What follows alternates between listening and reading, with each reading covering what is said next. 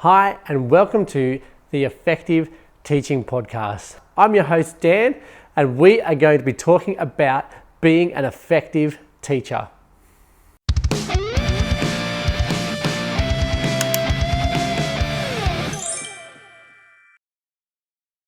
Well, hey, I'm super excited to be bringing the Effective Teaching Podcast back for everyone, whether you're watching it on YouTube or whether you are listening on your device as you're driving to school, etc. Wherever you are, I'm so excited to be bringing this to you. I've taken a bit of time off since February. It's been a long time, really, about 9 to 10 months that I've been absent from this podcast, but I'm hoping to really make it up to you by bringing you some really good quality episodes, and I'm going to be releasing 3 a week over the next 5 weeks to try and catch up on some of the episodes that you guys have missed from me this year, really, because I want to help you to become more effective.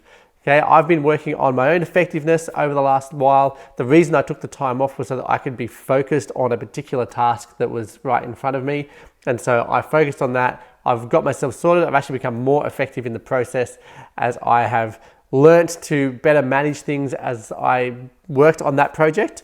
And so I'm hoping to share a whole bunch of things that I've learnt with you throughout this process. So I hope that you're excited. I hope that you're ready to get stuck into things. Today, I'm going to be talking to you about the 20-second productivity rule, which is a rule that I found, I think I read it in a book somewhere at some point. I then made a note of it somewhere, and I've been going back through my notes. I'm like, I've been using that in my processes, and I think that everyone would benefit from it.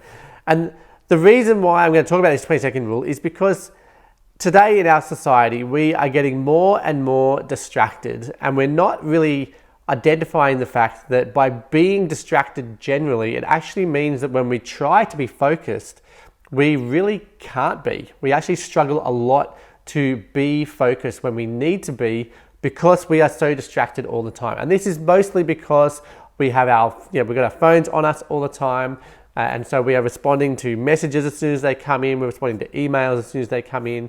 When we line up to get coffee, rather than standing there and being distracted and looking around at our scenery for a while, we pull out our phones, and we start scrolling social media. And this is training our brains to be distracted. It's training our brains to not be able to focus when it needs to. Whenever our brain thinks something is hard or thinks that we're a bit bored, it automatically starts looking for those distractions. And these aren't things that have to be from the outside pushed in upon us. We're not talking necessarily about the kid who knocks at the door while you're trying to get work and wants to talk to you, or the phone call from your wife while you're trying to get some deep work done. That's not the problem that we're addressing with this rule.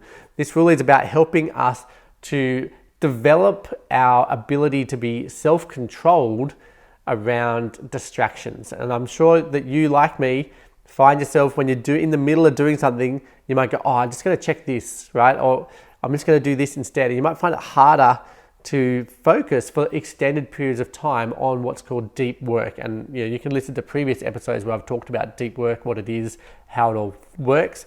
But this is a rule that I'm going to ask you to apply to yourself. Just try it out for the week, right? And see how it goes at helping you to retrain your brain away from needing distractions, away from constantly needing to be entertained. And so we are seeking here to retrain our brains away from distraction.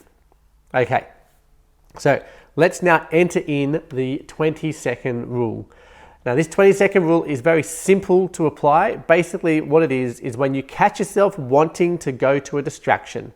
So when you're queued up to get your coffee, when you're sitting in the passenger seat of a car maybe, or when you are hanging out with some friends at a cafe, or you're waiting for your friends to show up at the cafe, rather than being distracted and pulling out our phones and scrolling social media and looking at what we might want to look at, maybe we're going to go to our emails and have a look at that, which is often my distraction. Is I go to my emails and I open that up and I have a look through them.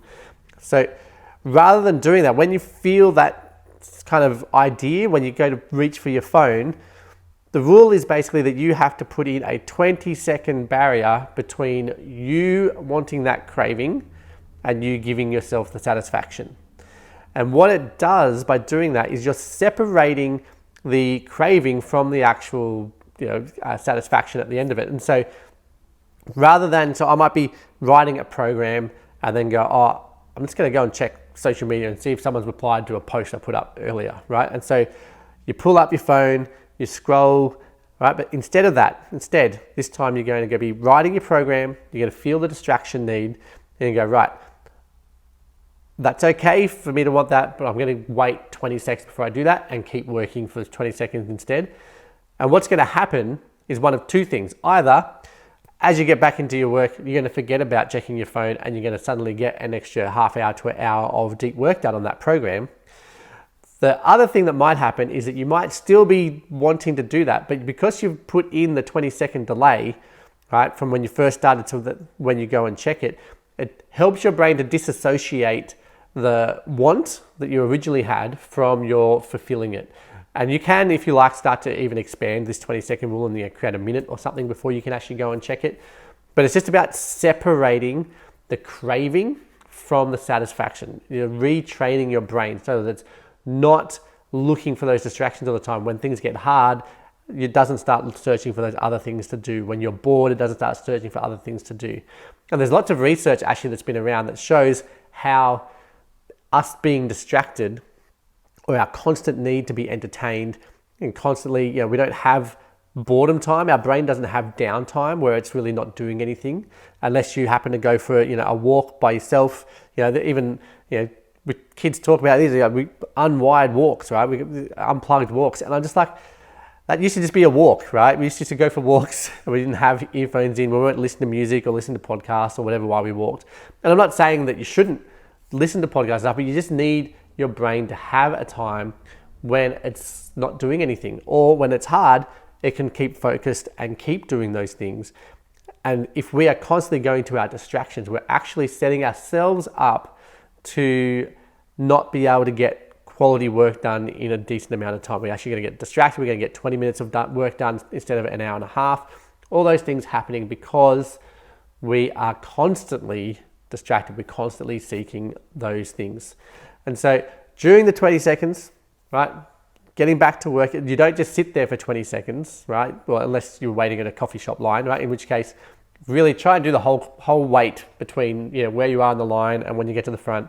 Just try not to look at your phone the whole time. That is training your brain and helping set yourself up. If you want to, you can set a timer, for example. So you can go, I've got this craving. I'm actually just going to set a 20-second timer before I go and check social media or check my emails. And that timer can go off and remind you, oh, that's right, I've got to check my email. That's okay, because there's a different stimulus then that's bringing you back to, I'm going to check my email, or I'm going to check social media and check that post, see if someone's actually answered it so I can use that information for what I'm doing. You're just separating it from that initial craving, and you're bringing out that spacing in it. And you might want to, I would generally increase from 20 seconds to 30 seconds to 40 seconds to a minute.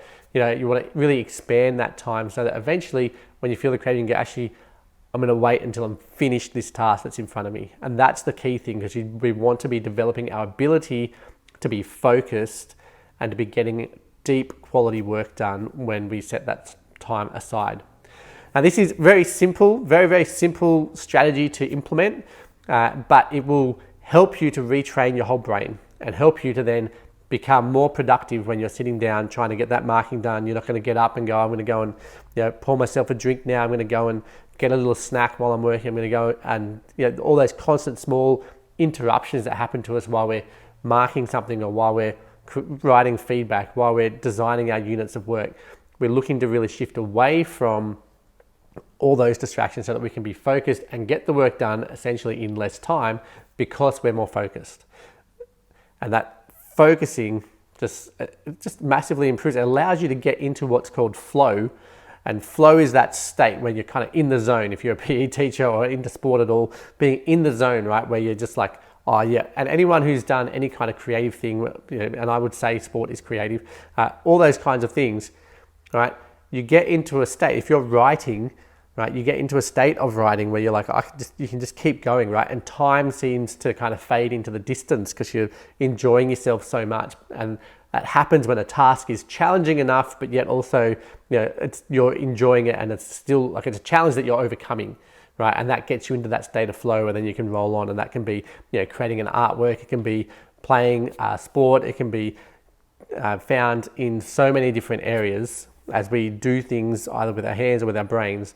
And this simple hack is helping us to get into that state of flow better, to stay in that state of flow so that we get the work done at a greater level. It's going to be higher quality work because we're less distracted, and helps us to really get deep and focus for longer. So that is the end of this episode. I hope that you enjoyed it. I hope that you take this tip and you go and apply it. I'd love for you to let me know how it goes. Like if you start to do this week and go, actually, this is really helping me, or maybe you go like, this is pointless, I just keep going back to it anyway, right? Let me know. But I have found this really helpful for me in switching away from constantly checking my emails or constantly going and checking something when I'm meant to be doing something that's hard. And so this has helped me a lot, and I sure hope that it helps you a lot as you are working on your work. All right, that's it for me for today. I will hit you with another episode probably in 2 days' time, because we're aiming for 3 episodes a week right now. So let's catch up some of those episodes on this year. I hope you're enjoying it. Thanks so much for listening to this episode. I'm super excited to see how it impacts you and helps you to become a more effective teacher. If you'd like to learn more about how I can help you in that process, head over to teacherspd.net, and then you can find everything there. If you want to subscribe, there'll be a button in the top right-hand corner to hit subscribe so you get notified with emails and all the rest of it. But otherwise, thanks so much for listening. Here's to an effective week as a teacher in your classroom.